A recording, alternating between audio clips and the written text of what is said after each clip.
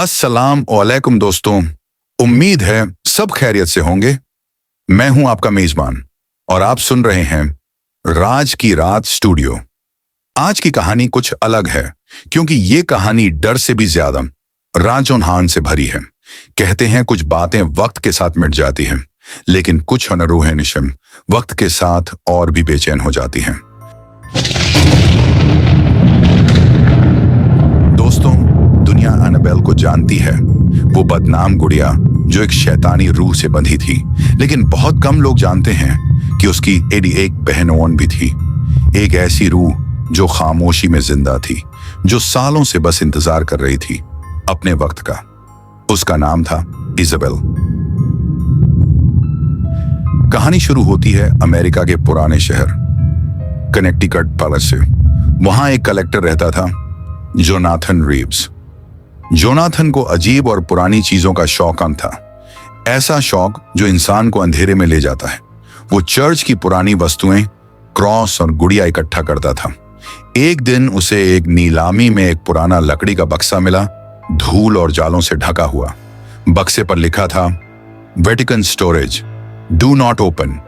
Jonathan ने मुस्कुराकर कहा, देखते हैं इसके अंदर क्या खजाना छिपा है। उसने बक्सा खोला। अंदर एक पुरानी गुड़िया थी, सफेद फ्रॉक में लिपटी हुई, टूटा हुआ चेहरा और आंखें खाली, बिल्कुल खाली। गुड़िया के गले में एक छोटी सी धातु की प्लेट थी जिस पर लिखा था, आइए सिबेल 1893। जोनाथन ने उसे उठाया और हंसते हुए कहा, वेलकम होम इजाबेल। उस दिन के बाद से उसके घर में अजीब बातें होने लगी। रात को 3 बजे अपने आप लाइट झपकती, कभी दरवाजा चरमराता, कभी उसे महसूस होता कि कोई पीछे से गुजरा है। वो समझता रहा कि शायद उसका वहम है, लेकिन धीरे धीरे घर की हवा बदलने लगी। खासकर वो जगह जहां उसने इजाबेल को रखा था, वहीं जहां एनाबेल पड़ी थी। धीमा दरवाजा खुलने की आवाज। एक रात जब जोनाथन अपने कमरे में दाखिल हुआ तो उसने देखा एनाबेल और इजाबेल एक दूसरे के बिल्कुल पास रखी हैं, और इजाबेल का चेहरा अब थोड़ा अलग था। उसकी आंखें आधी खुली हुई थीं और होंठों पर एक नई अजीब मुस्कान थी। तभी पीछे से एक हल्की मासूम सी बच्ची की आवाज आई। अचानक लाइट्स बंद हो गईं। कमरे में बस एक ही आवाज गूंजी, बहन कभी अकेली नहीं रहती। रात के 3 बज चुके थे। बाहर तूफान चल रहा था और जोनाथन अपनी स्टडी में बैठा पुरानी किताबें पढ़ रहा था। बिजली बार बार झपक रही थी, कभी अंधेरा कभी रोशनी। मेज पर इजाबेल रखी थी, ठीक एनाबेल के सामने। दोनों गुड़ियाओं के बीच मानो कोई खामोश जंग चल रही थी, लेकिन सिर्फ हवा जानती थी कि वहां अब सिर्फ गुड़ियाएं नहीं थीं। अचानक जोनाथन के फोन की स्क्रीन अपने आप जल उठी। कॉल लॉग में एक अनजाना नाम झिलमिलाया, इजाबेल। वो हड़बड़ा गया, फोन गिर गया, लेकिन कॉल अपने आप रिसीव हो गया। फोन के दूसरी तरफ से बस एक धीमी बच्ची जैसी हंसी आई, एनाबेल, मैंने तुम्हें ढूंढ लिया। फिर सन्नाटा, और उस सन्नाटे में एक ठंडी सांस जैसी आवाज, मानो कोई उसके बिल्कुल पीछे खड़ा हो। जोनाथन ने डर के मारे मुड़कर देखा। इजाबेल उसी जगह थी, लेकिन अब उसकी गर्दन थोड़ी एक तरफ झुकी हुई थी और उसकी आंखें अब सीधे जोनाथन को देख रही थीं। वो धीरे धीरे पीछे हटा और अचानक उसे लगा जैसे कमरे की दीवारों पर कुछ लिखा हो। उसने मोबाइल की फ्लैशलाइट ऑन की। दीवार पर किसी ने उंगली से लिखा था, सिस्टर्स नेवर डाई, और नीचे खून के छींटे जैसे निशान। उसके हाथ कांपने लगे। वो बाहर भागा, लेकिन घर के सारे दरवाजे अंदर से बंद थे। बारिश तेज हो चुकी थी और हर खिड़की पर कोई परछाई गुजरती दिख रही थी। दरवाजा धीरे धीरे चरमराता है। अचानक उसे ऊपर से किसी के हंसने की आवाज आई। धीरे धीरे डरावनी हंसी। वो सीढ़ियां चढ़ने लगा। हर कदम पर फर्श चरमराती थी।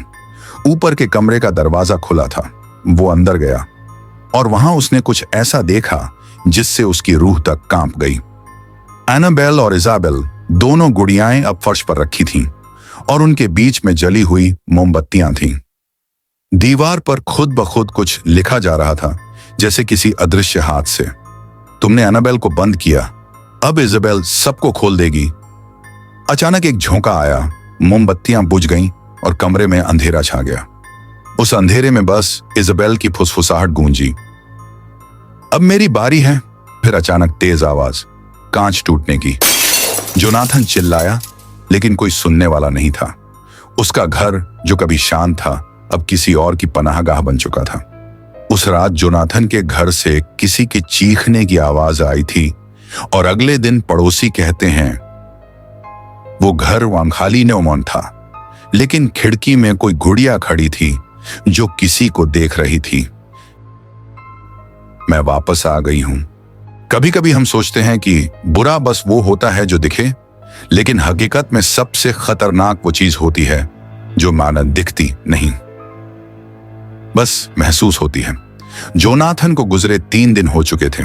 पड़ोसी कहते हैं उस रात उसके घर से चीख सुनाई दी थी, लेकिन जब पुलिस आई, घर बिल्कुल शांत था। सिर्फ एक कमरे में दीवार पर उकेरे हुए कुछ निशान थे, जैसे किसी ने अपने नाखूनों से लिखा हो, वो लौट आई है। इसी बीच उस शहर में रहने वाली एक और औरत, एमिली कार्टर, एक लोकल हिस्ट्री रिसर्चर, उसे खबर लगी कि उस घर से जुड़ा कुछ पुराना रिकॉर्ड चर्च में रखा है। वो वहां पहुंची और फादर ल्यूक से मिलने गई। फादर ने कहा, बेटी, कुछ चीजें सवाल नहीं दुआओं से सुलझती हैं। लेकिन एमिली जिद पर थी। वो चर्च के बेसमेंट में चली गई, वो जगह है जहां पुराने एक्सोर्सिज्म के रिकॉर्ड रखे गए थे। उसे एक पुरानी डायरी मिली। साल लिखा था 1893। पन्ने पलटते ही एक नाम उभरा, इजाबेल। धीमा दिल की धड़कन जैसी आवाज। उस डायरी में लिखा था कि इजाबेल असल में एनाबेल की जुड़वा बहन नाम थी। दोनों बहनों को एक ही परिवार ने गोद लिया था, लेकिन इजाबेल बचपन में मर गई थी। कहते हैं किसी शैतानी रीत में उसकी जान ली गई थी। उसकी रूह को कैद किया गया एक गुड़िया के अंदर, ताकि वो कभी वापस ना आ सके। फादर ल्यूक ने यह सब पढ़कर कहा, जो बंद किया गया था अब खुल चुका है। एमिली को महसूस हुआ कि कमरे में हवा भारी हो रही है। दीवारों पर परछाइयां हिलने लगीं। कहीं दूर से बच्चों के हंसने की आवाज आई। अन्नाबेल, मुझे याद किया। वो घबरा गई। डायरी गिर गई। फर्श पर गिरते ही उसके पन्ने खुद ब खुद पलटने लगे और आखिरी पन्ने पर सिर्फ एक लाइन थी, When one sister wakes, the other must follow. जब एक बहन जागे तो दूसरी भी साथ उठती है।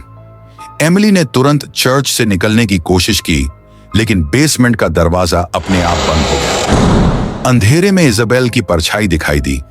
सफेद फ्रॉक, टूटा चेहरा और आधे खुले होंठों से आती फुसफुसाहट। तुमने मेरा नाम लिया, अब तुम भी मेरी कहानी का हिस्सा हो। धीमी हवा, पियानो की नोट्स रुकती है। अगली सुबह चर्च के बेसमेंट में एमिली की डायरी मिली, लेकिन वो खुद कहीं नहीं थी। सिर्फ एक गुड़िया रखी थी। गले में नई प्लेट टंगी हुई थी जिस पर लिखा था, एमिली 2024। लोग कहते हैं अब वो गुड़िया हर रात चर्च के दरवाजे पर बैठी मिलती है और उसकी आंखें कभी बंद नहीं होती।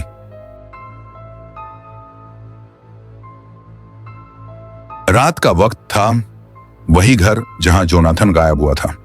पुलिस ने उस घर को सील कर दिया था, लेकिन आज कोई वहां वापस आया था।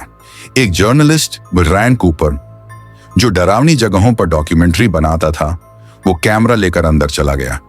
दरवाजा खुला हुआ था। अंदर से बर्फ जैसी ठंडी हवा आ रही थी।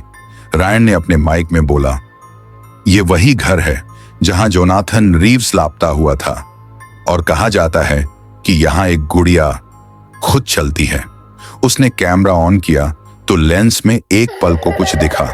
सफेद फ्रॉक में एक पुरानी गुड़िया जिसका चेहरा आधा टूटा हुआ था।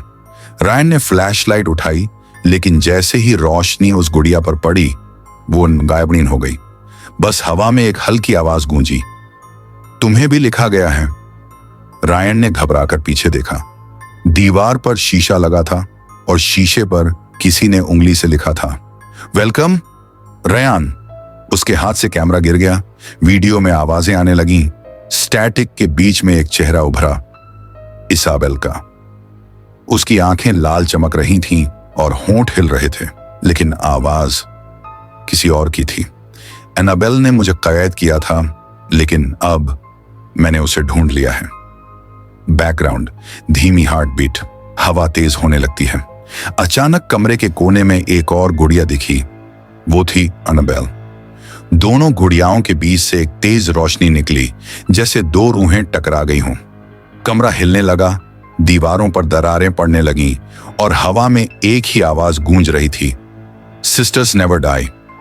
रायन चिल्लाया, कैमरा गिरता रहा और उसके बाद वीडियो काली हो गई। अगली सुबह पुलिस ने घर से कुछ नहीं पाया, बस एक कैमरा मिला और कैमरे के आखिरी फ्रेम में एक नई गुड़िया दिखी थी। गले में प्लेट टंगी थी, रायन 2025। लोग कहते हैं अब वो घर घर नहीं रहा, वो एक दरवाजा मैन बन चुका है। जो भी वहां जाता है किसी नई कहानी का हिस्सा बन जाता है। तो दोस्तों, ये थी आज की कहानी, इजाबेल। एनाबेल का बदला। क्या इजाबेल का बदला अब खत्म हुआ है या अब अन्नाबेले वापस आने वाली है? इसका जवाब मिलेगा पार्ट 2 में। तब तक चैनल को सब्सक्राइब करें और बेल आइकन जरूर दबाएं ताकि हर रात का राज सबसे पहले आप तक पहुंचे।